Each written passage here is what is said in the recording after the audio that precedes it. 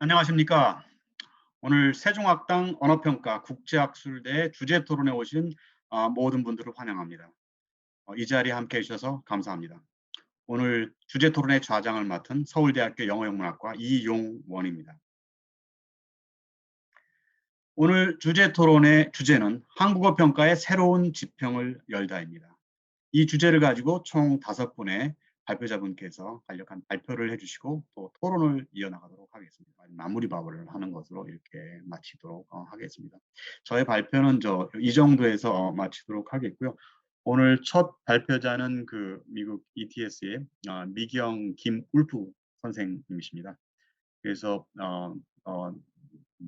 첫 발표자로 미경 울프 김 선생님께서 발표 준비가 되어 있으면 발표를 시작해 주시면 되겠습니다. 김미경 선생님 준비되셨습니까? 발표해 주세요. 안녕하세요. 저는 미국 ETS에서 언어교육 및 평가부 연구원으로 있는 미경 김울프라고 합니다. 저는 간략하게 미국 내 영어 숙달도 시험들의 다양성과 필요, 그리고 고려사항에 대해서 말씀드리겠습니다. 아시다시피 미국에는 많은 이민인과 이민인의 자녀들, 인터내셔널 학생들 등 영어가 모국어가 아닌 학습자들을 대상으로 많은 영어 숙달 평가가 사용되고 있죠. 평가의 주상 목적은 크게 그 시험 대상자에 따라 분류할 수 있겠는데요. 한 그룹은 대학생, 대학원생, 성인들과 다른 그룹은 초등학교, 중학교, 고등학교 학생들을 볼 수 있겠는데요.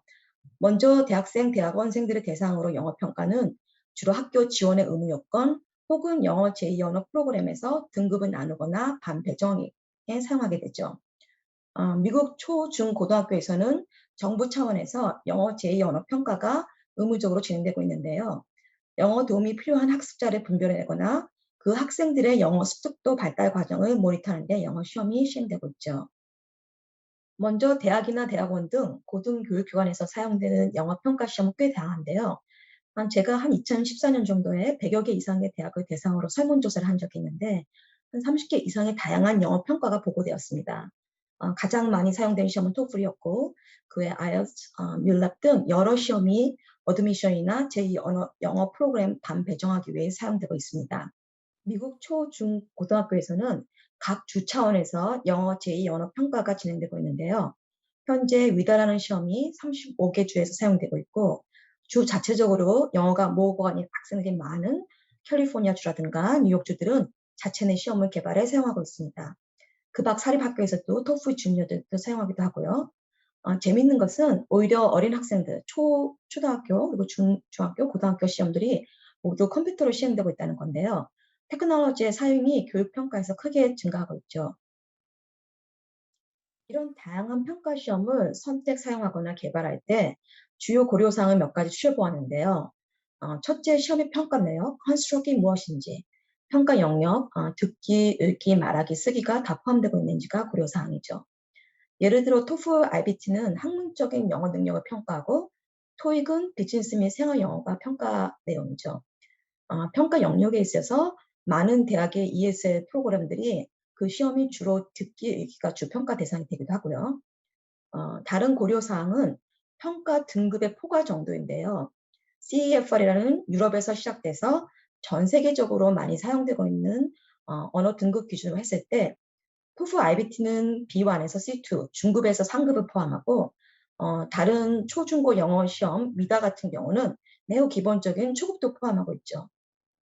또 평가 결과 사용자 입장에서 봤을 때 평가 구인이 비슷한 여러 다양한 시험 간의 점수 및 등급을 어떻게 매핑, 비교해야 하는지도 주로 고려사항이죠. 또 중요한 것은 평가가 미칠 수 있는 긍정적인 영향력인데요. 가령 시험의 태스크가 문항들이 잘 만들어져 있을 경우에는 학습자들이 그 시험을 위해 공부를 하면서 어떻게 영어 공부를 해야 할지 방안을 잡기도 하고 영어 실력을 쌓을 수 있는 동기 및 계기 부여가 될 수도 있죠. 또 어떤 스코어 리포트, 시험 결과를 어떻게 상세하게 사용자에게 제시하는 것도 중요하고요. 마지막으로 실용성은 무시할 수 없는데요. 아무리 시험이 잘 만들었더라 해도 시험을 보러 가기가 힘들거나 비용이 부담스럽거나 시험 시간들도 사용자에 있어서 중요한 고려사항이죠. 마켓 조사를 자주 하고 사용자들이 원하는 필요에 따라 시험을 개발하게 되는데요. 예를 들어 토플 시험 같은 경우에도 이 60년 이상 된 토플 하나로 시작됐지만 지금은 토플 패밀리 체계가 잡혀 있습니다. 사용자의 많은 요구에 따라 CFR을 기준으로 시험들을 보자면 초등학교 및 중1까지의 토플 프라이머리, 중학생들을 주 대상으로 하는 토플 주니어, 고등교육에서 사용되는 토플이 있죠.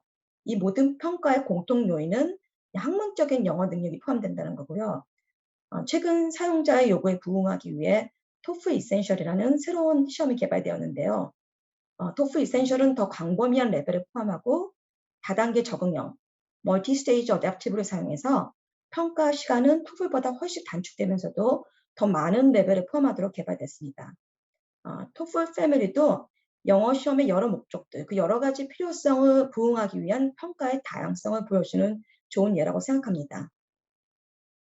제가 준비한 건 여기까지고요. 들어주셔서 감사합니다. 김미경 박사님, 좋은 발표 감사합니다.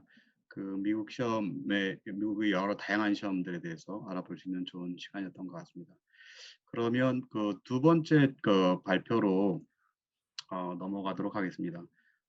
두 번째 발표자는 그 이혜원 선생님이시고요. 그 현재 케임브리지 어세스먼트 잉글리시에서 연구원으로 계신데 오늘 발표 제목은 아까 말씀드린 것처럼 그 영국의 영어 시험들이란 제목으로 발표를 해주시겠습니다.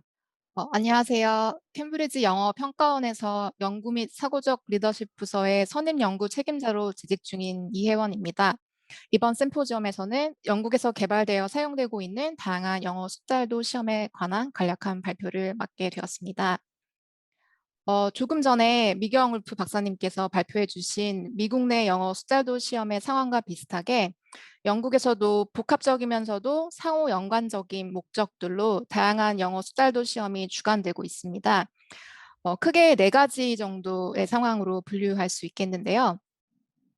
먼저 첫 번째로는 이민이나 취업 또는 학업을 위한 비이민 목적의 비자 신청 시 요구되는 영어 능력을 증명하기 위한 목적으로서의 숙달도 시험입니다.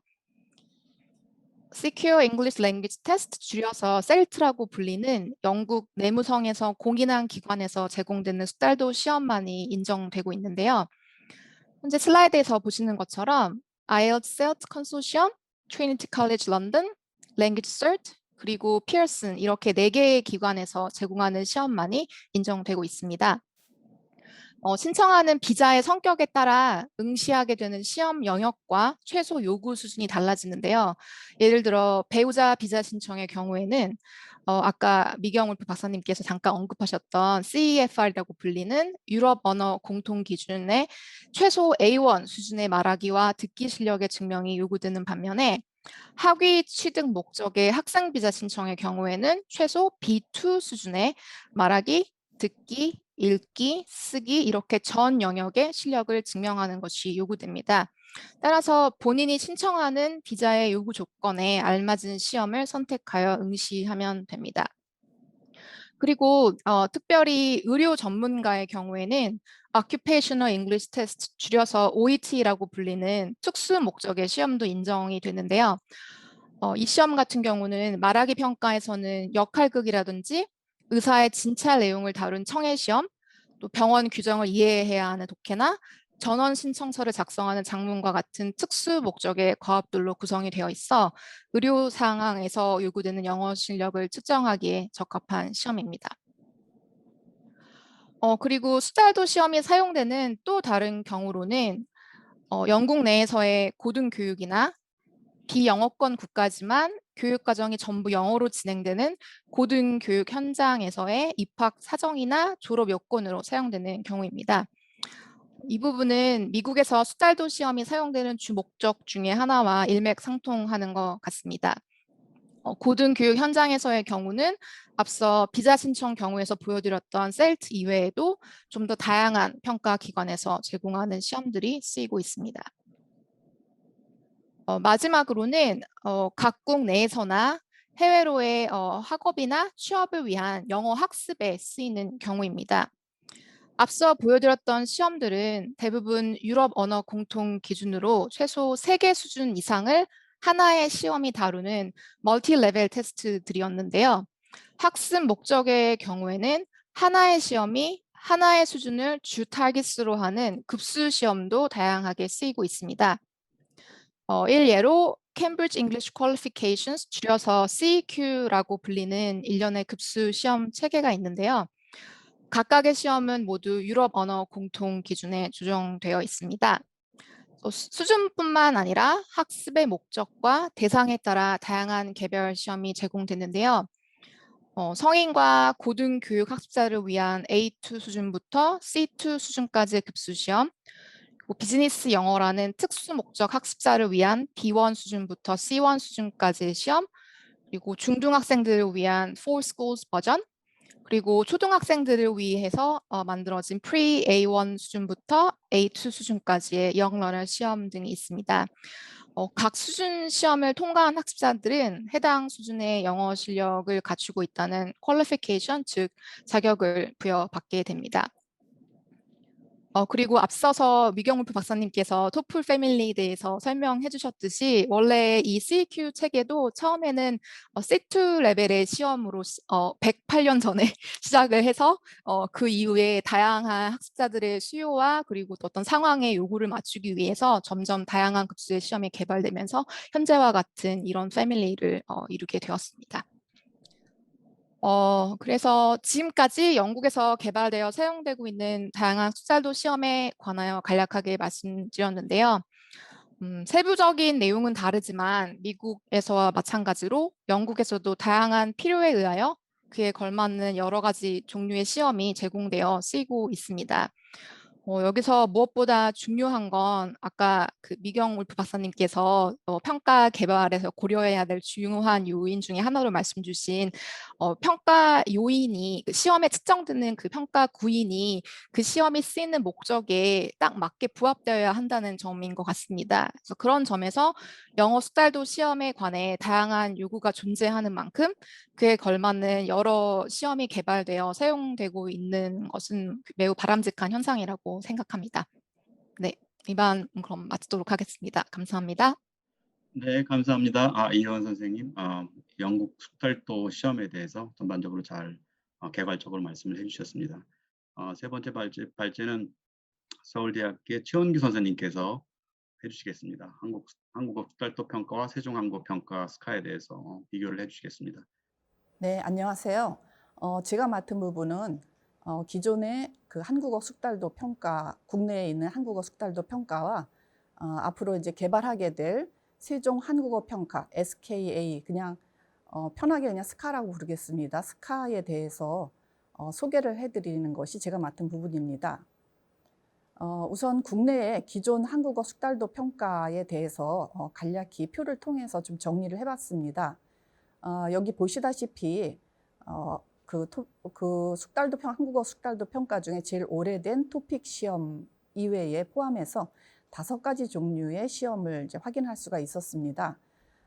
그 각 시험의 목적을 보면 정리해 놓은 대로 거의 이제 비슷하다고 볼 수가 있는데, 그 중에 조금 다른 건 이제 EPS 토픽이라고 한국산업인력공단에서 그 고용 허가제에 따라서 국내에 입국하려는 그 외국인 구직자에게 실시하는 시험이 조금 다른 시험과는 다른 목적을 가지고 있는 것 같습니다.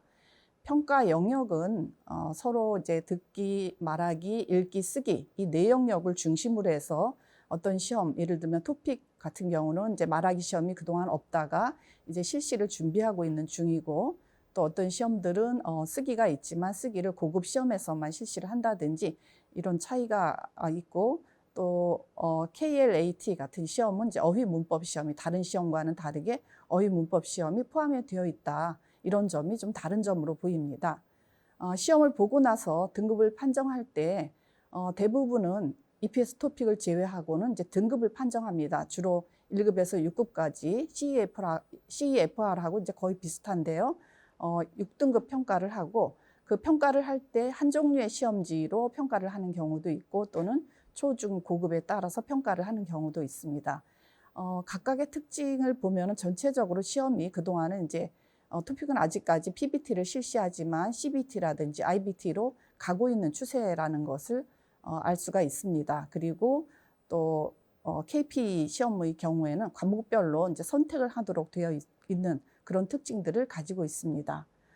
이 중에서 토픽과 EPS 토픽이 이제 국가 자격의 시험이라고 볼 수가 있고, 다른 세 시험은 민간 자격으로 실시가 되는 시험입니다. 그래서 토픽이나 EPS 토픽을 제외하고는 좀 소규모로 실시를 하고 있는 시험이고, 또한 이 시험의 목적을 통해서 봤을 때 각 시험들이 가지고 있는 특징, 각 시험들이 가지고 있는 목적들이 거의 좀 유사하다는 것을 알 수가 있습니다. 그래서 앞에서 두 분께서 발표해 주신 것처럼 이제 시대가 변화하면서 굉장히 다양한 목적 또는 다양한 대상에 따라서 시험의 요구들이 많이 있었고, 그런 것에 따라서 미국이나 영국에서도 다양한 시험이 개발되고 있는 사례를 볼 때 한국에서도 좀 더 다양한, 그리고 또 공인 신뢰도 높은 그런 시험들이 개발되어야 될 필요성 같은 것을 확인할 수 있겠습니다. 세종 한국어 평가 스카에 대해서 살펴보도록 하겠습니다. 개발의 필요성은 그 한국어 학습자들이 좀 더 실용 목적의 한국어 능력을 평가받고 있는 그런 요구들이 이제 많아지고 있고, 그동안 세계 곳곳에 세종 학당이 개설이 되면서 다양한 커리큘럼의 그 교육 과정들이 이제 실시가 되고 있었는데, 그런 학습자들을 하나의 일관된 그 기준, 잣대에 따라서 언어 능력을 평가할 수 있는 그런 숙달도 평가 도구의 필요성이 있어 왔습니다. 그래서 여기 보시다시피 2019년부터 이제 기초연구부터 시작해서 현재 모의 시험을 실시하고 표준 문항을 개발하면서, 또 올해의 경우에는 그동안 초급, 중급에 치우쳐 있었는데 5급과 6급을 포괄하는 고급 기초 연구도 진행을 하고 있는 것으로 알고 있습니다. 기존 시험과의 차이점이라고 하면 이 시험 자체가 실용 목적으로 개발된 시험이기 때문에 초급, 중급을 중심으로 해서 8단계로, 그러니까 1A부터 4B까지로 8단계로 나누어서 실시하고 있다는 점이 이제 차이점이라고 볼 수가 있고요. 또 듣기와 읽기에서 문항 수라든지 시험 시간을 토픽 시험보다는 조금 더 이제 경량화 시켰다는 점, 그리고 문항 유형을 기존에 이제 거의 통일된 사지선다형 시험에서 삼지선다형, 그리고 OX 문제 진유형, 이렇게 그 문항 유형을 통해서 좀 차별화시키면서 실용 목적의 평가의 특성을 고려하면서 개발되고 있다는 점이 차이점이라고 볼 수가 있습니다. 앞으로 이 시험이 개발이 되는데 그 개발 방향을 몇 가지 이제 제언을 하자면, 평가 기준을 설정하기 위해서 조금 더 기초적인 연구, 특히 등급을 나누는 그 8단계로, 기존에 1급부터 4급까지 4단계로 나누었던 그런 등급 단계를 지금 좀 더 세분해서 8단계로 나누고 있는데, 그런 8단계로 나누기 위한 어떤 근거, 총괄 기준이라든지 등급별 평가 기준을 상세화하는 작업이 필요하다고 할 수가 있겠습니다. 그리고 실용적인 목적으로 이 숙달도 평가를 개발하는 것이 목적이라면 좀 더 실용 목적에 기여할 수 있는 과목 선택제를 도입한다든지 이런 고려가 필요할 것이라고 보고, 무엇보다도 새로운 시험이기 때문에 신뢰도 있는 시험으로 개발하기 위해서는 그동안 이제 탄탄한 신뢰도를 쌓은 토픽과의 공인 타당도를 검증하는 문제가 앞으로의 과제라고 볼 수가 있겠습니다. 예, 이상으로 저희 발표를 마치도록 하겠습니다. 감사합니다. 네, 최은기 선생님, 훌륭한 발표 감사합니다. 아까 말씀드린 것처럼 고려대학의 이희경 교수님께서 해주시겠습니다. 안녕하세요. 고려대학교 국제차장을 맡고 있는 이희경이라고 합니다. 오늘은 고등교육 관점의 세종 한국어 평가 스카에 대해서 알아보도록 하겠습니다. 스카 시험이든지 다른 평가, 숙달도 평가에 있어서 그 대학이라는 고등교육기관이 가장 주요 스테이크홀더라고 볼 수 있겠습니다. 국내 대학에서 시험의 활용도를 보면, 국내 대학에서 주로 입학 자격, 교양 한국어 과목 수강 시 배치 내지 졸업 요건으로 사용하고 있고, 국내 대학 한국어 교육 과정에서는 주로 배치고사 내지 강의 이수하는 데에서 평가를 사용을 하고 있습니다. 이제 해외 대학에서는 한국학 과정에서도 여러 활용이 있을 수가 있겠습니다. 이제 구체적인 사례를 본다면 K대학의 외국인 특별과정, 특별 전형 사례를 본다면 주로 입학 요건에서 지금 토픽 3급 이상을 받고 있습니다. 지금 추세로 봤을 때는 입학 요건에서 고급 이상의 수준 지원자가 증가세를 보이고 있습니다. 그리고 K대학에서는 입학 요건에 따라서 들어오는 토픽 수준에 따라서 수강 제한을 하고 있습니다. 5, 6급에서는 수강 제한을 하고 있지 않지만 3, 4급에서 전공 과목 이수 학점을 제한을 하고 있는데 그 이유는 슬라이드 밑에서 보시면 아직까지 대학에서 한국어 강의가 주로 70% 정도 이루어지고 있기 때문입니다. 영어 강의는 한 30%가 되고요. 그래서 K대학의 추세를 보면 외국인 지원자, 재학생 및 교환 방문 학생 수가 지속적으로 증가를 하고 있기 때문에 한국어에 대한 글로벌 관심도가 높습니다. 참고로 K대학에서는 졸업요건 토픽 4급만 지금 요구를 하고 있는데요. 영어 요건처럼 좀 다양한 시험들이 도입이 된다면 학생들 입장에서 그 수요가 내지 선택권을 줄 수가 있다고 생각을 합니다. 그 다음에 K대학 한국어센터 사례를 본다면 주로 주 대학들에서 한국어 과정이 거의 유사한데요. 정규 과정이라는 거가 있고 K대학의 경우에는 일반 목적반, 그 다음에 학문 목적 과정이 있습니다. 주로 이 과정들에서 평가가 사용한다면 배치고사 내지 평가, 중간시험, 기말시험, 그 다음에 급 이수에서 사용하고 있습니다. 추세를 본다면 일반 목적 재학생 내지 신입생 출신 상위 5개 국가를 보면 다음과 같습니다. 중국, 일본, 베트남 주로 동양권이고요. 그 다음에 그 학문 목적 재학생 내지 신입생 추세를 본다면 조금 다른 양상을 볼 수가 있겠습니다.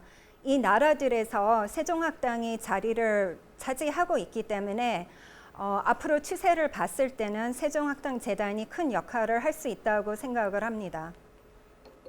그 다음에 스카 개선을 위한 제언은 이제 앞서서 많은 발표자들이 말씀을 하셨듯이 이제 앞으로 개발 방향에 대해서 고등교육 관점에서 본다면 주로 초, 중급이 일반 목적 한국어로 그 개발이 됐다면 고급에서는 조금 다른 고려 사항을 할 수 있을 것 같습니다.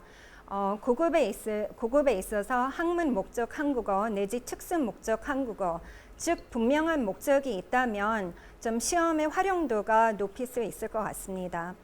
그 다음에 환류 효과, 긍정적인 환류 효과를 재현을 하기 위해서 스카 시험이 대학에서는 외국어로서 한국어 교육 방향을 설정할 수 있는 도구로 사용할 수 있을 것 같고 타당성 높은 한국어 평가 시험으로 한국어 교수 학습에 대해 긍정적인 영향을 미칠 거라고 생각을 합니다. 그 다음에 이제 토픽 이외에 스카 시험이 도입이 된다면 보다 한국어 확산에 큰 역할을 할 수 있을 거라고 생각을 합니다. 시험의 실용성 내지 시험의 활용도 증가 면에 있어서 그 매개체, 그러니까 세계적으로 이제 한국어가 의사소통 매개체로서 자리를 매김을 할 수 있는데 많은 도움이 될 것 같습니다. 그래서 스카 시험이라는 거가 이제 학습을 위한 평가이기도 하지만 학습 자체를 규명하는 시험이 되면 좋겠고 그 다음에 세종학당재단의 많은 자원, 물리적인 인프라를 이용을 해서 스카 시험과 결합을 한다면 그 효과를 극대화를 할 수 있을 거라고 생각을 합니다. 감사합니다.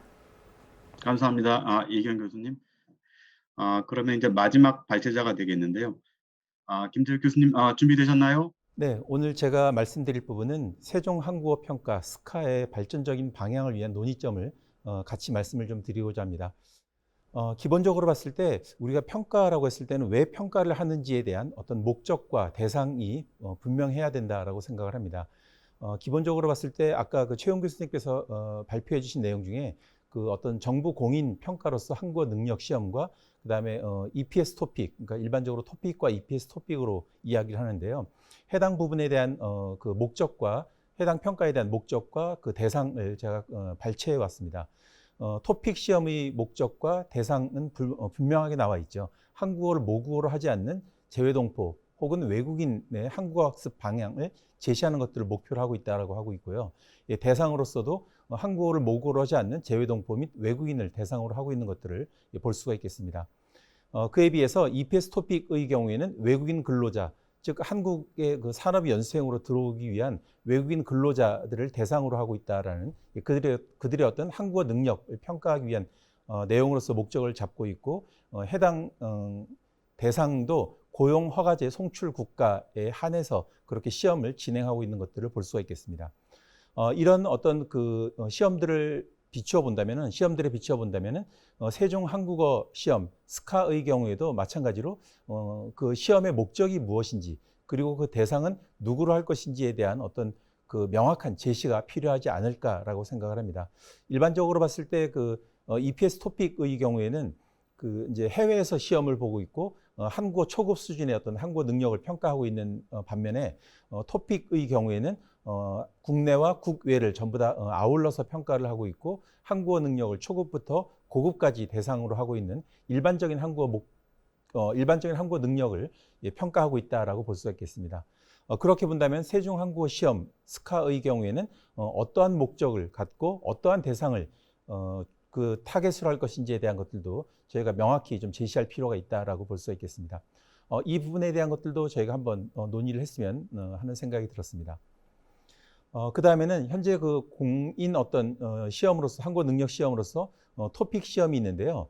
기존 이 한국어 능력 시험 토픽과의 어떤 관계들을 어떻게 설정할 것인가에 대한 부분들입니다. 토픽의 체계를 그대로 준용을 해서 갈 것인지, 아니면은 스카만의 어떤 새로운 평가 형식을 좀 제시를 해서 토픽과의 어떤 차별성을 갖고 갈 것인지에 대한 것들도 좀 저희가 논의를 해야 될 필요성이 있다라고 생각을 합니다. 즉 토픽 체계를 준용해서 유사한 체계로 간다면은 유사한 두 평가 체계의 필요성에 대한 이해가 먼저 선행이 돼야 되리라고 생각을 합니다. 그렇지 않고 만약에 그 토픽과 다른 어떤 스카만의 어떤 체계로 간다면은 스카의 어떤 독자적인 영역, 고유 영역이 어떤 부분인지 이 부분에 대한 논의도 필요하다고 생각을 합니다. 또한 한국어 공공평가로서의 어떤 토픽과 스카가 이렇게 대비가 된다면은 이 두 평가 체계가 급별, 영역별로 그리고 또 기능별로 어떻게 차이가 되는지, 어떻게 또 변별이 되는지에 대한 대비가 좀 필요하지 않을까라고 생각을 합니다. 이러한 부분에서의 어떤 토픽과 이 스카의 체제에 대한 부분들도 저희가 좀 논의할 필요가 있다라고 생각을 합니다.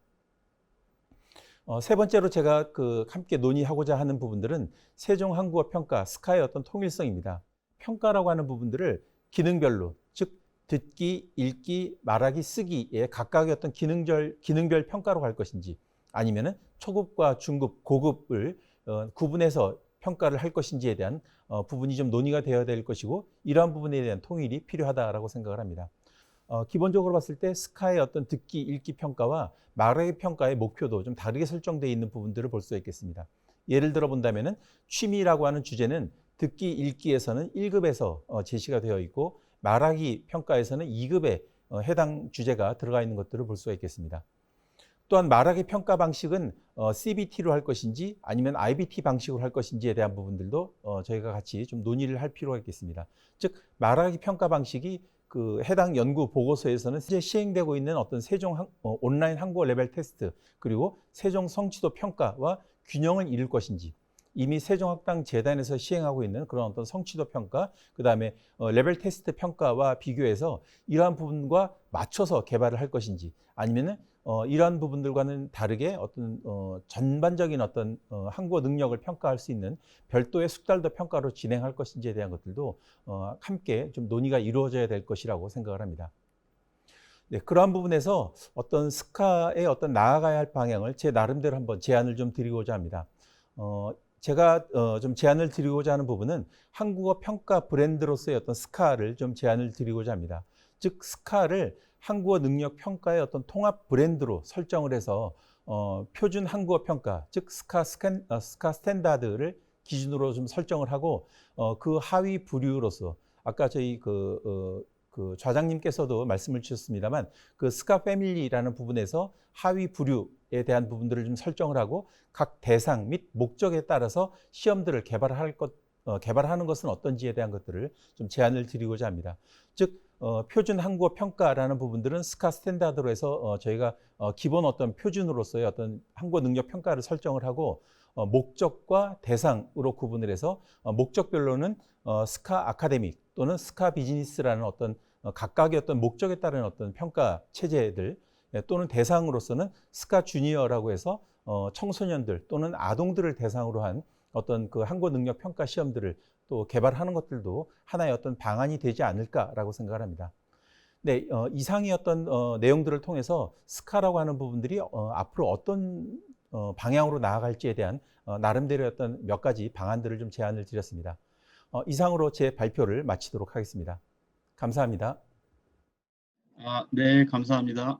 그럼 이제 그 총 그 5분의 연사분들의 그 발제를 들었습니다. 셨습니다. 그래서 이제 처음 1부 순서 발제는 여기서 이제 마무리가 되겠습니다.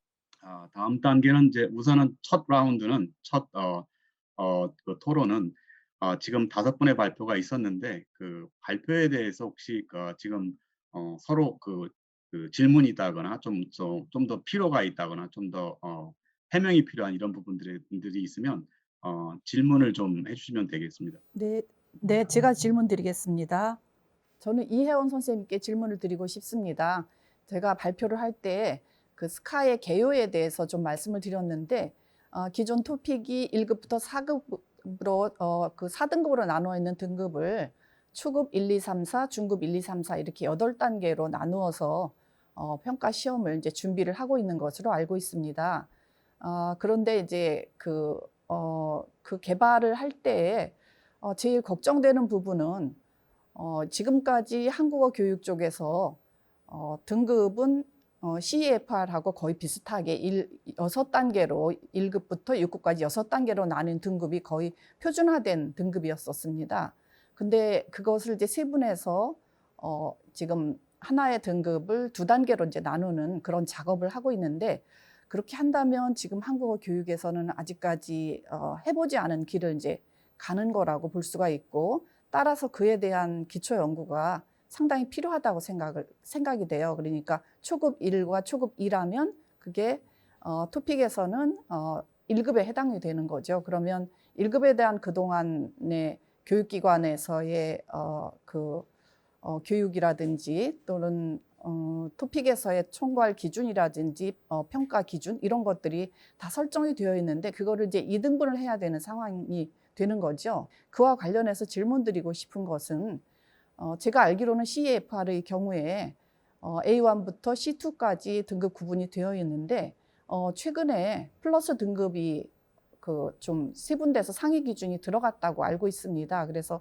프리 A1부터 시작해서 A 플러스라든지 B 플러스 이런 등급이 있다고 알고 있는데 그렇게 세분하게 된 그 요구, 필요성이라든지 그러면 등급을 기존에 설정하고 했던 거하고는 다르게 세분했다고 볼 수 있는데 그 세분한 내용이 어떻게 구성이 되어 있는지 그런 것을 만약 알고 계시다면 조금 보충 설명을 해주시면 좋겠습니다.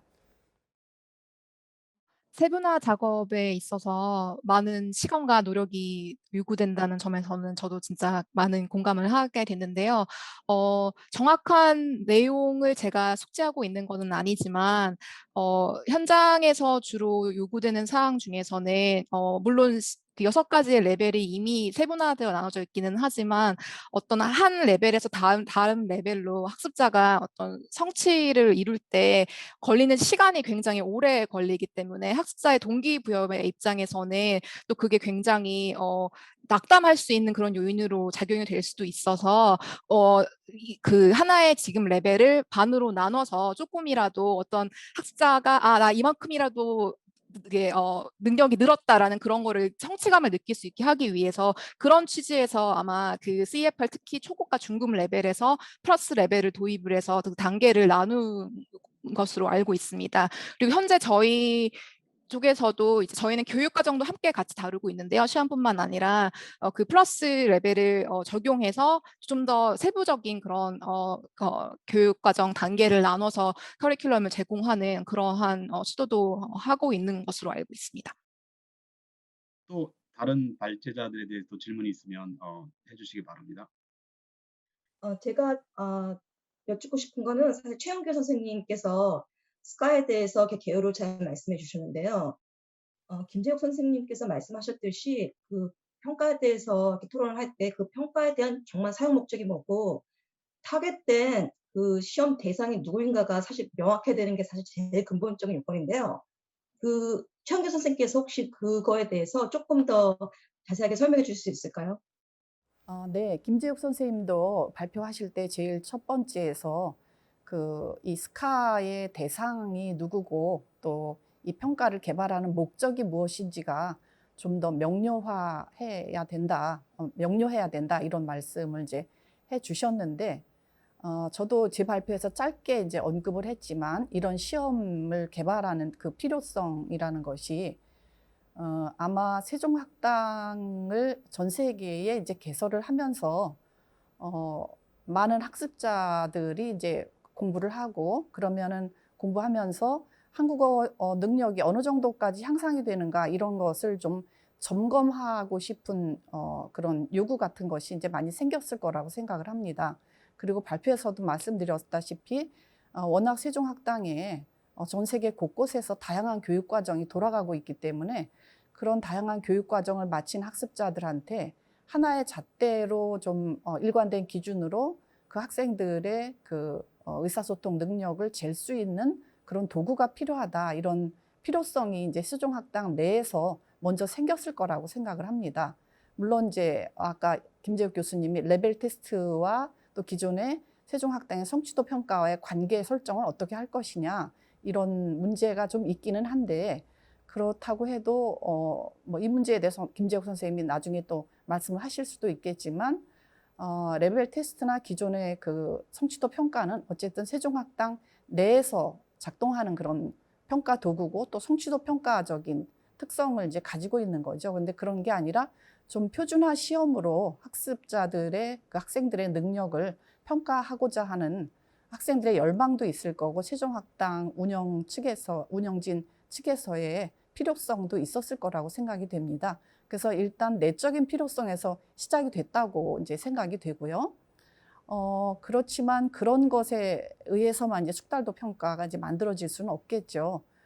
조금 더 거시적으로 본다면 아까 제가 말씀드린 것처럼 토픽이라든지 기존의 다른 시험들이 가지고 있는 그 시험의 목적 이런 것은 거의 비슷한 것 같아요. EPS 토픽을 제외하고는 토픽처럼 대규모인가 아니면 소규모의 다른 시험인가 이런 차이만 있을 뿐이지 거의 그 가지고 있는 목적은 비슷하다고 생각이 되는데 그와 달리 그 미경 울프 선생님도 그렇고 이혜원 선생님도 그렇고 영국이나 미국에서도 그 목적이 다른 그리고 대상이 다른 다양한 시험이 토플 패밀리라는 이름을 붙일 정도로 그렇게 많이 개발되고 있는 거죠.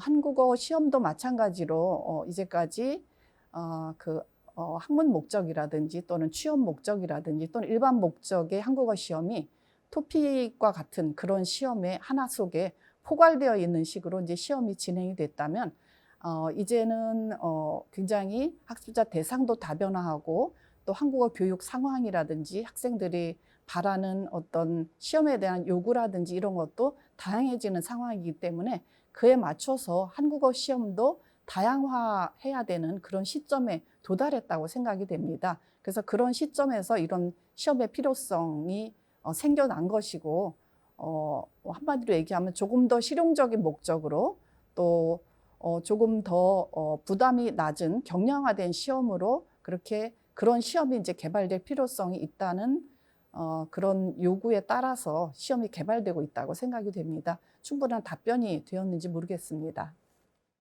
감사합니다. 또 다른 질문들이 있으면 또 해주셔도 되겠습니다.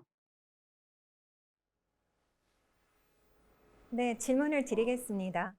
이제 아시는 것처럼 영어라는 언어가 글로벌 세계적으로 많이 보급이 돼 있고 그 다음에 거의 모든 국가에서 학습하고 있는 언어인가 반면에 한국어가 그렇지는 않고 있는 상황에서 이런 거가 시험이나 평가 뭐 예를 들어서 초급 단계에 어떤 고려점이 있는지 좀 혹시 말씀해 주시면 감사하겠습니다.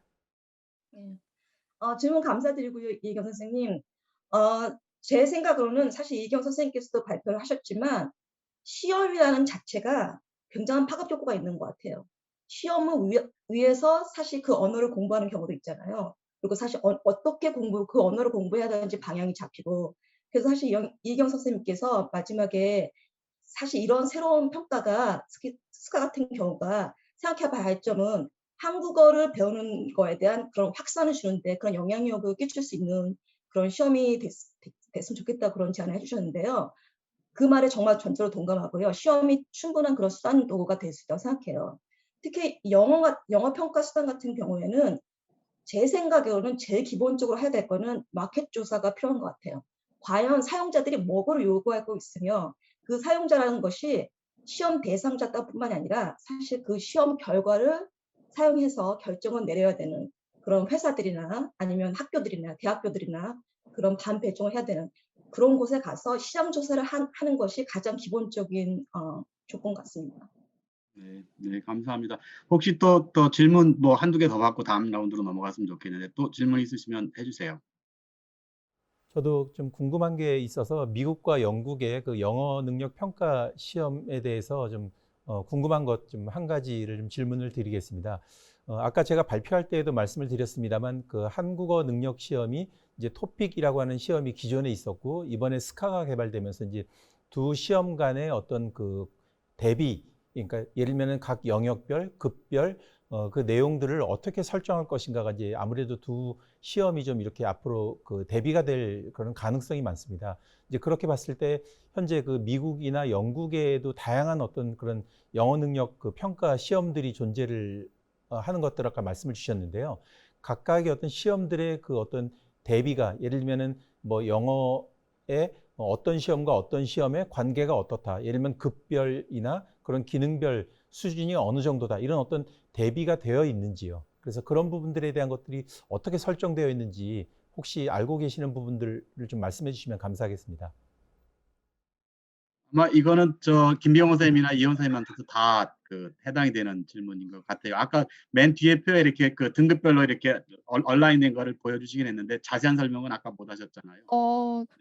제가 예시로 보여드렸던 급수 시험 같은 경우는 어떤 하나의 동일한 기관에서 이제 어떤 급수별로 측정할 수 있는 그런 시험을 제공하고자 만들었던 거기 때문에 이미 시작 단계부터 각각 급수 시험 간의 어떤 관계의 설정은 확실하게 되어 있는 것 같고요. 일단 CFR에서의 초급부터 고급까지 단계고, 그리고 어떤 특수 목적의 학습자를 대상으로 할 건지 아니면 일반 목적의 학습자를 대상할 건지 그런 것도 정해져 있고, 또 대상들의 나이, 연령에 관련해서도 다 있고, 그러니까 이미 어떤 그 시험 간의 관계 설정은 이미 다 정해져 있는 상태에서 개발이 되었다고 볼 수 있겠는데요. 뭔가 특정하는 구인이 비슷하지만 다른 기관에서 시험이 만들어졌을 경우 그것들이 과연 어떻게 관계를 설정할 것인가, 그 점이 아마 현재로서는 관심이 있으실 걸로 보이는데요. 그냥 어떤 학자의 관점이 아니라 마케팅의 관점으로, 그리고 소비자의 관점으로 접근을 한다면 다양한 어떤 선택권을 사용자에게 주는 것은 중요하다고 생각을 하고요. 그리고 어떤 각각의 기관마다 조금씩은 중요하게 여기는 부분이 다를 거라고 생각을 합니다. 뭔가 좀 더 투자해서 만드는 부분이 있을 거고, 어떤 부분은 어쩔 수 없이 포기해야 하는 부분이 있고 그럴 텐데, 이제 그런 것들의 작은 차이들은 결국은 사용하는 사람이 선택을 해서 어떤 것이 좀 더 자기한테 맞을 것인가라는 그런 관점으로 접근을 하지 않을까라고 저는 생각을 합니다. 네, 말씀 잘 들었습니다. 지금 주신 말씀을 좀 이렇게 들으면서 또 한 가지 좀 궁금한 점 중에 하나가, 그러면은 영국과 미국의 경우에는 그 양쪽의 그 어떤 영어 능력 시험이 있는데 그 둘 간의 어떤 비교에 대한 그 기준이나 아니면 연구들이 좀 진행되고 있는 것들도 있으면 좀 잠깐 소개해 주시면 감사하겠습니다. 김병호 선생님이나 이현 선생님. 그리고 제가 알기로는 각 대학에서 영국이랑 미국 각각 대학에서 그런 그 메이저 시험 간의 점수 환산표가 이제 있어서 이제 사정관들은 그거를 보고 결정 내릴 때 판단을 한다고 알고 있습니다. 네, 그리고 그러한 환산표는 뭐 이제 다양한 연구의 바탕을 둔 환산표이겠죠. 네. 그런 환산표가 필요하게 된 이유도 결국 궁극적으로 아까 이원 선생님께서 말씀하셨지만 소비자가 필요하기 때문에 그게 사실 또 이루어진 거거든요. 그래서 제가 생각하기에는 항상 소비자가 뭐를 원하는지 시장 조사가 항상 이렇게 한 번 하고 끝나는 게 아니라 정기적으로 이렇게 계속 진행이 돼서 어느 정도 소비자가 원하는 것이 무엇인지를 판단하고 그거에 대해서 만족을 시키는 그런 것이 필요한 것 같아요. 이희경 선생님께서 질문을 못 받으셨는데 그냥 제가 하나 질문드리도록 하겠습니다. 그 고려대 같은 경우에 이제 국제 처장으로 있으시면서 이제 여러 다양한 전공의 학생들이 이제 한국에 오면 그 사람들의 이제 한국어 능력 같은 것들을 미리 점검을 하셔야 될 것 같기도 한데 또 그 고려대 한국어 센터 같은 경우도 또 말씀을 해주셨잖아요. 그래서 그 일반 학생들 오는 학생들과 그 한국어 센터에 오는 학생들의 어떤 한국어 뭐 어떤 시험이라든지 또 그 강의 뭐 이런 거에 대한 필요가 좀 다를 것 같아서요. 혹시 현장에 계시면서 이 두 그룹의 다른 학생들이 어떻게 다르고 또뭐좀 뭐 유사한지 또 그다음에 또 한국어 배우는 학생들이 또 일반 그 전공으로 또 진입을 해야 되니까 그런 부분들을 좀 대비해서 설명을 해주시면 감사하겠습니다. 네, 질문 감사합니다. 말씀하신 것처럼 그 일반 정규 학생으로 입학하고자 하는 수험생과 그 다음에 한국어 센터에 오는 그 수강자와 차이가 있습니다. 그 아까 추세를 보여드린 것처럼 국가별로도 추세가 조금 다른데요.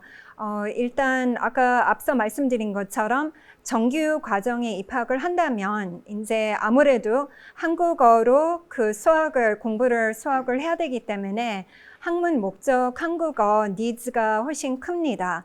하지만 한국어 센터에도 마찬가지로 이제 대학을 진학을 위한 목적인 수강생들 있는가 반면에 단순히 관심이 있거나 뭐 한국어를 다른 목적으로 배우고 싶은 수강생들이 있어서 아무래도 커리큘럼이 많이 다르고 그 다음에 저희가 이제 지원자 내지 수강자를 바라봤을 때 이제 아까 계속 이제 나오는 키워드 중에 수요가 있는데요. 수요가 무엇인지 그 수요를 어떻게 맞출 수 있는지 좀 교육 과정을 편성을 하고 있습니다. 그래서 사실상 그 스카 시험이 이제 한국어 센터의 수강자들이 만약에 일반 목적으로 들어왔다면 이 일반 목적의 수강생들을 입학을 제한을 시킬 필요는 굳이는 없다고는 저는 봅니다. 스카 시험의 일반 목적인 스카 시험을 보더라도 저희 고려대학교 같은 경우에는 그 학문 목적 한국어를 교양 과목으로 존재하고 있기 때문에 또 교육을 따로 할 수 있기 때문에 설사 일반 목적을 위해서 한국어를 배웠으더라도 학교 입학한 다음에 학문 목적을 충분히 배울 수 있기 때문에 뭐 이런 좀 조율, 조정, 융통성을 발휘를 하면 스카 시험이 굉장히 좋게 활용이 될 수 있다고 생각을 합니다. 네, 네, 감사합니다. 다음 단계로 이제 본격적으로 좀 넘어가도록 하겠습니다. 방금 이경 선생님 말씀하시면서 이제 그 시험의 목적 이런 거를 언급을 해주셔서 그게 아마 다음 단계로 넘어가면 바로 연계가 될 텐데요.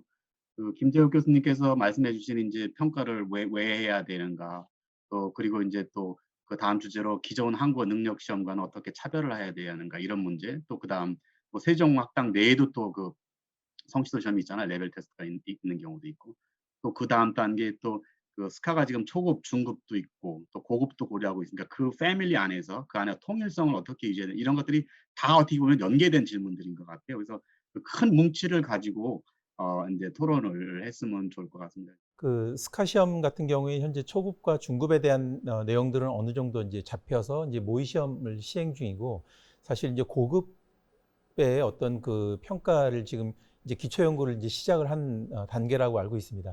이 고급의 어떤 단계들을 이제 어떤 방향으로 갈 것인지, 예를 들면 이제 그 대상들을 좀 본다면은 그 이제 현재 그 고급이라고 하는 부분이 어떤 특수 목적, 그러니까 학문 목적이나 이런 부분이 아니고 어떤 특수 목적으로 간다면은 사실 그 토픽 같은 경우에는 그 고급의 어떤 그 시험을 보는 학생들의 거의 대부분이 이제 한국으로 유학 오려고 하는 그런 어떤 학문 목적의 그 평가 그 대상자들이 많습니다.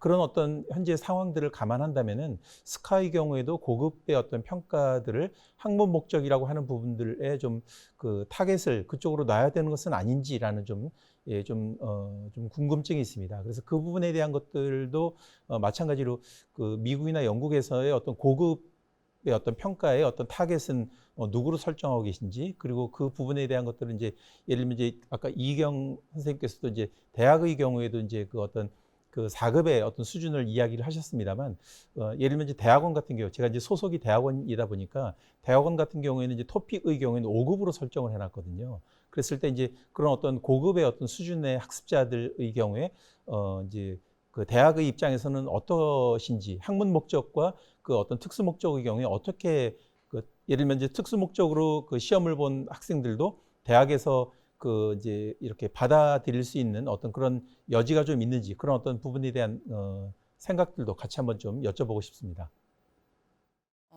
우선 이제 지금 문제 제기하신 김재욱 선생님이 문제 제기하신 그 스카의 초급 중급을 개발을 하고 이제 스카 2라고 해야 될까요? 그 고급이 지금 이제 기초 연구를 하고 있는데, 그럼 기존에 초급 중급으로 개발했던 그 시험과 지금 고급 단계의 그 시험은 어떻게 같아야 되는가? 그러니까 초급 중급의 연장선으로 고급이 연장선 상에서 고급이 개발되어야 될지, 또는 초급 중급에 이어서 레벨 상으로는 고급이겠지만 또 그 시험이 가지고 있는 목적이라든지 또 학습 대상, 그 수험자 대상은 달라야 되는지, 이거에 대해서 우리가 좀 지금 논의를 하고 있다고 생각을 하는데요.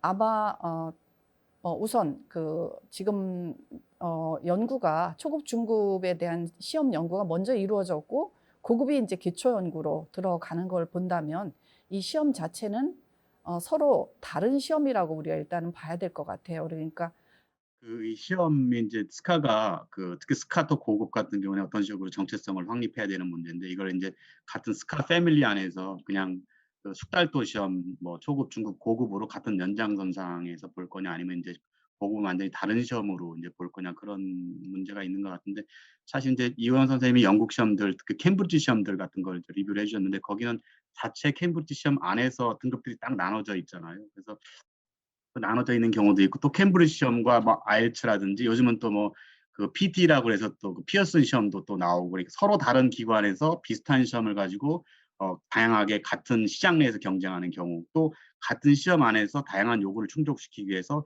세분화하는 경우, 이런 것들이 다 있는 것 같고요.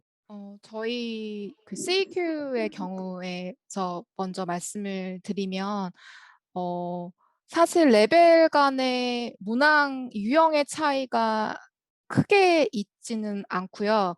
대신 가장 낮은 이제 성인의 경우 A2의 경우에는 이제 읽기와 쓰기가 하나의 페이퍼로 합쳐져서 같이 수험자들이 응시해야 하는 걸로 알고 있습니다. 아무래도 좀 더 낮은 레벨에서는 아무래도 라이팅을 쓰기가 쉽지 않기 때문에 아마 그런 이제 그 식으로 파트를 나눈 것 같은데요.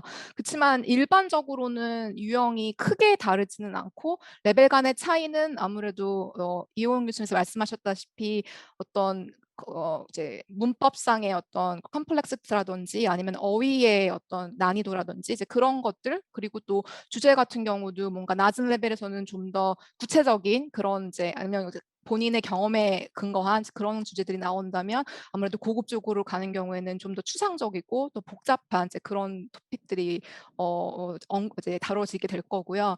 그리고 저희 내부에서는 아무래도 이제 C 레벨이 넘어가는 경우는 학습적인 환경에서의 요구되는 그런 기능이 많이 요구된다고 그렇게 생각을 하기 때문에 저희의 C1이나 C2 레벨 같은 경우는 실제로는 대학의 어떤 그 입학 사정의 어떤 하나의 시험으로 사용되고 있는 경우도 특히 또 영국에서는 그런 경우가 굉장히 많고요.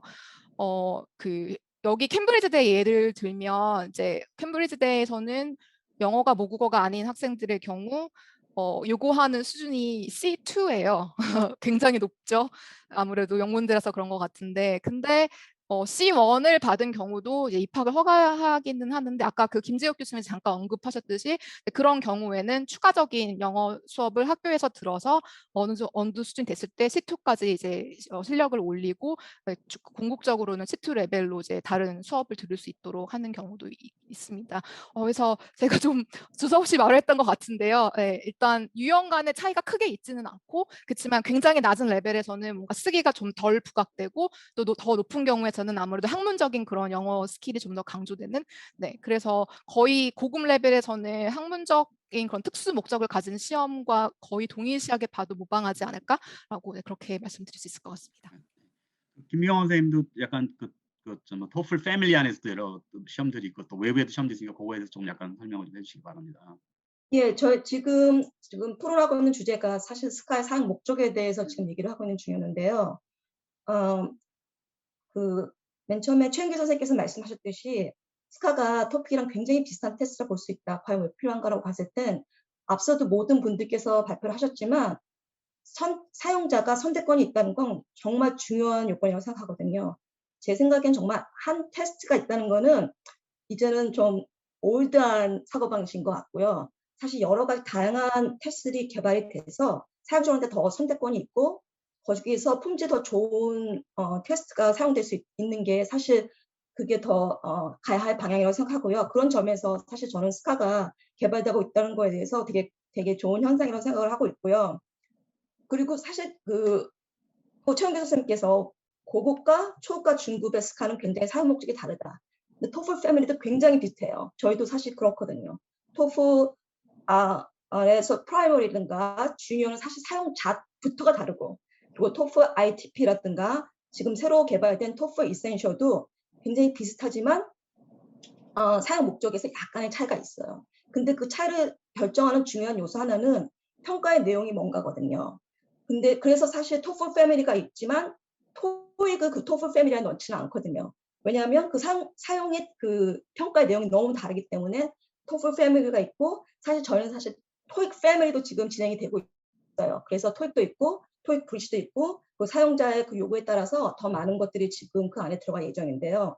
그래서 저는 사실 김재욱 선생님께서 굉장히 좋은 제안을 해주셨다고 생각을 해요. 지금 마지막 그 슬라이드에서 스카 패밀리라는 것을 한번 생각을 해보고 지금 사실 개발 초기 단계이기 때문에 지금이 사실 중요한 시기라고 생각하거든요. 그 패밀리를 생각해 볼 때 처음부터 어떤 사용자들이 있으며 어떤 사용 목적이 있는가가 대충은 벌써 지금 생각들이 계시는 것 같은데 그거에 기반해서 토플 스카 패밀리를 한번 이렇게 스케치를 해보시고 그리고 지금 고급이 어떤 식으로 가야 할지 그런 거를 방안을 좀 모색하는 게 좋을 것 같습니다. 네, 감사합니다.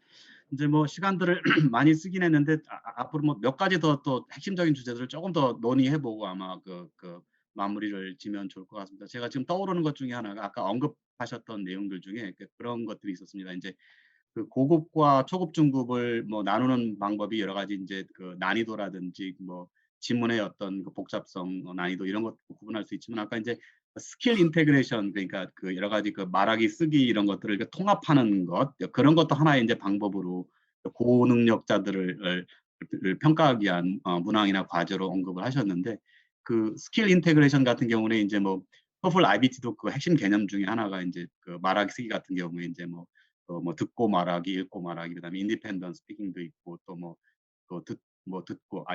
듣고 읽고 말하기인가 이렇게 통합 같은 것들이 많이 일어났는데 이 부분이 아마 한국어 평가에서 많이 참조해야 될 부분인 것 같기도 하고 아마 그 영국 시험들은 좀 더 일찍부터 그런 부분들을 더 신경을 많이 썼을 것 같은 생각이 듭니다. 그래서 혹시 이 부분에 대해서 그 스킬을 통합해서 그 뭔가 고급 수험자들한테 그들을 위한 시험에 넣는다든지 아니면 그런 것들을 초급 수험자에도 좀 난이도를 낮춰서 늘어서 시험의 타당도를 높이는 방안 이런 것들이 있는데 이런 부분들에 대해서는 어떻게 생각하시는지 좀 말씀을 좀 해주시면.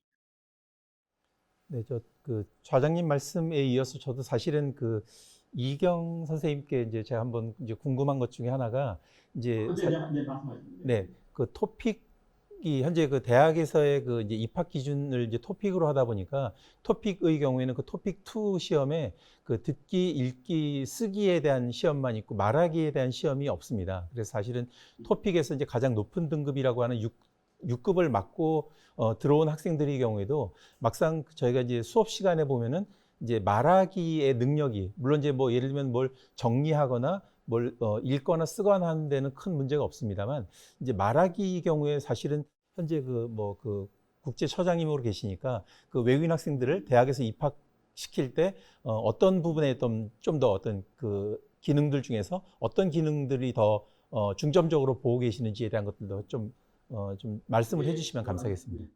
네, 질문 감사합니다. 스킬 인티그레이션이 굉장히 중요한데요. 그거가 바로 현실을 반영하기 때문에 지금 실제로 학습자의 현실을 반영하기 때문에 굉장히 중요하고요. 스카가 스킬 인티그레이션 쪽으로 간다면 굉장히 유용하게 대학에서 사용할 수 있을 것 같습니다. 현재 이제 말씀하신 것처럼 말하기나 쓰기를 저희가 고려할 수 없는 상황인데요. 입학 조건에 있어서 토픽을 요구를 하고 있기 때문에 그거는 이제 아까 말씀드린 것처럼 대학에서 극복할 수 있는 방법은 이제 일단 입학을 하고 난 다음에 학생들의 교양 한국어 플레이스멘트를 할 때 이제 그때 말하기 쓰기를 별도로 저희가 자체 시험을 이제 배치고사를 치기는 하는데요. 근데 만약에 스카가 그 역할을 해줄 수 있다면 좀 활용도를 굉장히 높일 수 있을 것 같습니다. 이제 물론 말하기도 중요한 요소이긴 하지만 대학 교육에 있어서 사실 많은 평가가 쓰기 바탕으로 이루어지고 있습니다. 뭐 레포트도 쓰고 페이퍼도 쓰고 시험도 다 쓰기로 지금 치고 있는데요. 그래서 말하기도 굉장히 중요한 컴포넌트이기는 하지만 쓰기도 조금 더 중점을 두면 학문 목적으로서 좀 좋을 것 같습니다. 감사합니다. 네, 그럼 김희원 선생님 말씀해 주세요. 예, 제가 이 토론을 들으면서 굉장히 재밌는 여러 가지 사항이 거기서 나왔다고 생각하거든요. 사실 스킬을 그러니까 듣기라 같이 통합을 할 것인가 뭐 이런 것도 나왔지만 결국 그거는 어떤 문항들을 넣을 것인가 그런 생각이 됐거든요. 그러니까 제가 지금 미국에서 개발되고 있는 시험들의 예를 들자면 특히 초등학교, 중등학교, 고등학교 시험들 아니면 사실 토플 이센셜도 마찬가지지만 그런 시험들을 봤을 때 사실 언어라는 것은 항상 변하는 거잖아요. 그리고 그 언어를 배우는 그 방식도 사실 제너레이션마다 굉장히 다르고 특히 요즘 제너레이션을 생각했을 때는 이 멀티미디어라든가 읽는 것도 사실 인터넷에서 책을 읽고 그냥 활자를 책에서 읽는 것이 아니라 그리고 모든 것을 듣고서 다시 그것을 다시 표현을 해야 되고 하여튼 여러 가지 언어가 사용되고 있는 것 같아요. 그러니까 사실 테크놀로지를 이용을 해서 어떤 식으로 더 현재 생활에 맞는 그런 언어 실력을 평가할 수 있는 그런 태스크를 개발할 수 있는 것인가도 그 스카에서 굉장히 좀 고민해야 할 부분인 것 같아요. 사실 최은규 선생님께서 문항을 좀 여러 가지로 바꾸고 문항 포맷을 바꾸고 그런 것도 있지만 좀 더 크게 생각해서 사실 예를 하나 들자면 그 미국에서 초등학교, 중학교에서 사용되는 시험에서 선생님 아바타를 시험에 컴퓨터이기 때문에 선생님 아바타를 이렇게 넣어서 그 선생님이 같이 시험을 이렇게 주는 식으로 이제 이거를 해봐라, 이거를 해봐라 하는 식으로 좀 더 인터랙션하고 학생들이 좀 더 같이 인게이지할 수 있는 그런 시험이 또 개발이 되고 있거든요. 그러니까 그런 것도 좀 생각해 봐야 될 것 같고요. 또 한 가지 부연 설명을 드리자면 아까 그 이혜경 선생님께서 주로 쓰기가 굉장히 중요하다. 특히 고등교육에서는 하셨지만 사실 토플 프라이머리가 주니어가 맨 처음 개발이 됐을 때 학생들의 입장에서는 어린 학생들이기 때문에 말하는 거랑 듣는 게 그게 굉장히 중요한 스킬이었어요. 그래서 그게 사실 먼저 개발이 되고 요즘에서는 그 선생님들께서 쓰기 시험이 필요하다. 쓰기 시험이 없으니까 애들이 쓰기 공부를 안 한다. 이런 말이 자꾸 들어와서 저희가 지금 쓰기 시험 개발에 들어갔거든요.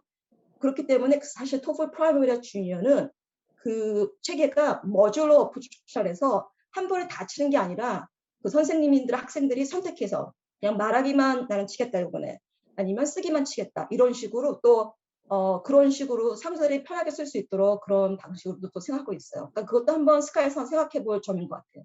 네, 막 그렇게 네, 감사합니다. 그 영역별로 그렇게 선택을 하려고 그러면 아무래도 이거는 온라인이나 아니면 IBT 형식으로 하는 게 유리할 것 같기도 하고, 이제 많은 분들이 PPT, CBT, IBT 할 때 그냥 PPT 버전을 컴퓨터 버전으로 옮긴다고만 생각하는데, 아까 김경 선생님 말씀하신 것처럼 컴퓨터로 이미 온라인으로 많은 글자들이나 문자를 읽고 또 소통을 하기 때문에 그 IBT나 CBT에 더 정확한 과제들이 많이 있을 수가 있거든요. 그래서 굉장히 또 다른 어떤 그 형태의 시험이 될 수도 있습니다. 그런 것도 같이 고민을 해야 될 것 같고요.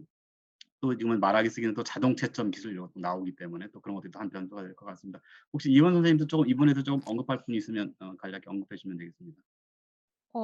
그리고 물론 좀 비상 상태에서 나온 거기는 하지만 이제는 심지어 자기 집에서 센터에 가지 않고 집에서 자기 스스로의 어떤 기계를 활용해서 시험을 보는 그런 것들도 물론 이제 어떤 현재의 상황에 맞춰서 나오기는 했지만 장기적인 관점으로 봤을 때도 학습자의 입장에서는 굉장히 편한 방식의 평가라고 생각을 하거든요. 그리고 실제로 저희 같은 경우 스피킹을 화상 채팅을 통해서 이제 평가하는 그런 것들에 연구를 굉장히 많이 했었는데 의외로 특히 또 그 학습자의 나이가 어려질수록 훨씬 덜 떨렸고 너무 편안해서 좋았다라는 그런 반응이 굉장히 많았어요. 그러니까 저 미경 울프 박사님께서 말씀하신 것과 또 이렇게 동일선상에서 생각해 볼 수 있을 것 같은데 또 새로운 세대의 친구들 같은 경우는 의사소통의 매체가 변화했기 때문에 그런 것들도 시험 개발에 충분히 고려해야 할 사항이라고 생각합니다. 네. 그 새로운 세대들한테는 오히려 테크놀로지를 가지고 평가하는 게 더 익숙한, 더 타당도 있는 시험이 될 것 같습니다. 이제 제가 그걸 느끼면서 느끼는 거는 이런 IBT라든지 CBT 온라인 시험 같은 경우는 굉장히 많은 투자나 연구가 이루어져야 되거든요. 그래서 SK에서 PPT나 뭐 CBT 이렇게 하더라도 장기적으로 이제 IBT나 온라인으로 갈 수 있고 또 더구나 혼자 시험 볼 수 있게 하려고 그러면 시큐리티 부분이 굉장히 중요해요. 다른 사람의 도움을 받지 않고 치팅하지 않고 시험을 보게 하려고 그러면 그걸 어떻게 막을 건가에 대한 기술적인 투자나 연구가 시행착오가 필요하기 때문에 그런 부분들을 아마 굉장히 전향적으로 미리 연구 개발이라든지 연구 같은 거를 투자를 많이 해야 될 것 같습니다. 이 정도에서 이제 마무리를 해야 될 것 같고요. 논의를 해주시면 그게 이제 앞으로 한국어 뭐 평가 전체뿐만 아니라 스카 시험 발전을 위해서 많은 도움이 될 것 같습니다. 많이 참여를 해주셔서 감사하고요. 끝나면서 이제 바로 끝나면 좀 뭐 하니까 한 1분 정도 그 뭐 그동안 못 하신 말씀이라든지 또 뭐 한국 뭐 평가의 미래를 위해서도 또 스카나 세종학당을 위해서 뭐 마지막 발언으로 하실 말씀이 있으면 말씀을 해주시는 것으로 이제 오늘 심포지엄을 마무리하도록 하겠습니다. 그럼 순서를 아까 발표 순서 거꾸로 가볼까요? 그 김재욱 교수님부터 먼저 하고 이렇게 마지막에 김병원 선생님이 하시는 식으로 이렇게 한번 해볼까요? 네, 이번에 새로 개발되는 이 세종 한국어 평가 스카 시험에 대한 어떤 기대가 이번 어떤 그 심포지엄 또는 컨퍼런스를 통해서 많이 조금 배우는 어떤 시간이 되었습니다. 저도 좀 앞으로 이 시험에 대한 것들도 많이 좀 관심을 갖고 앞으로 이 시험이 어떤 방향으로 가면 좋을지에 대한 것들도 좀 고민을 하고 함께 좀 연구하는 그런 계기가 되도록 그렇게 저도 노력하겠습니다. 귀한 자리에 초대해 주셔서 진심으로 감사드립니다. 감사합니다. 네, 우선 저장님께 그다음에 발표자들께 깊이 감사드리고요. 스카 시험이 지금 굉장히 잘 개발을 하고 있는 것 같습니다. 그래서 앞으로는 아마도 그 스테이크홀더나 수요자에 의해서 시험이 많이 진화가 될 것 같은데요. 앞으로 많은 기대를 하고 한국어 확산하는 데 있어서 세종학당재단이 큰 역할을 하리라 생각합니다. 감사합니다.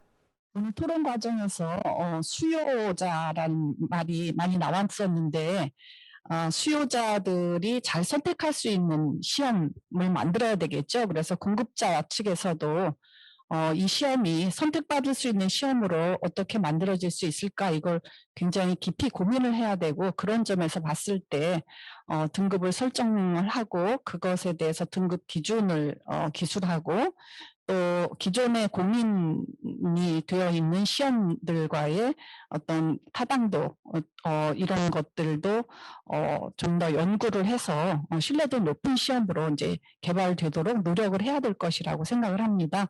예, 감사합니다. 네, 이렇게 뜻깊은 자리에 초대해 주셔서 다시 한번 감사드리고요. 그리고 또 해외에 살고 있는 입장에서 이렇게 한국어와 한국 문화 넘어서 한국 문화에 관심이 많아지는 그런 현상들이 굉장히 뿌듯하고 자랑스럽게 느껴지는데 이 새로운 한국어 평가의 개발을 통해서 좀 더 그런 긍정적인 환류 효과가 더 크게 기대되어지기를 희망해 봅니다. 네, 감사합니다. 네, 저도 초대해 주셔서 정말 감사하고요. 저한테 개인적으로 굉장히 뜻깊은 자리였고 많은 걸 배웠어요, 솔직히. 그래서 이런 토론의 장이 있어서 정말 감사하게 여기고 앞으로 스카가 좋은 방향으로 더 고민하고 개발이 되어서 한국어를 배우는 많은 외국 학생들에게 도움이 되고 그 교육자들한테 많은 효과적인 평가를 제공해 줬으면 합니다. 감사합니다. 네, 감사합니다. 그 5분 발제도 해주시고 또 뭐 토론회도 참여해 주셔서 여러 가지 좋은 의견들을 주셔서 너무 감사합니다. 여기 풍성하게 마무리가 된 것 같습니다. 해외에 계신 2분, 또 국내에 계신 3분 같이 토론하면서 여러 가지 몰랐던 점도 알게 된 것 같고 또 여러 가지 시너지 효과도 있는 것 같고 또 여기 이걸 시청하시는 아마 그 학술대 참가자분들한테도 굉장히 그 유익한 주제 토론이 될 것 같기도 하고 또 세종학당도 앞으로 계속 이제 스카시험을 개발해 가면서 참고할 만한 내용들이 많이 나온 것 같습니다. 이 정도에서 마무리하도록 하겠고요. 이상으로 이번 주제 토론 심포지엄을 마치도록 하겠습니다. 다들 수고하셨습니다. 감사합니다. 박수로 마무리하도록 하겠습니다.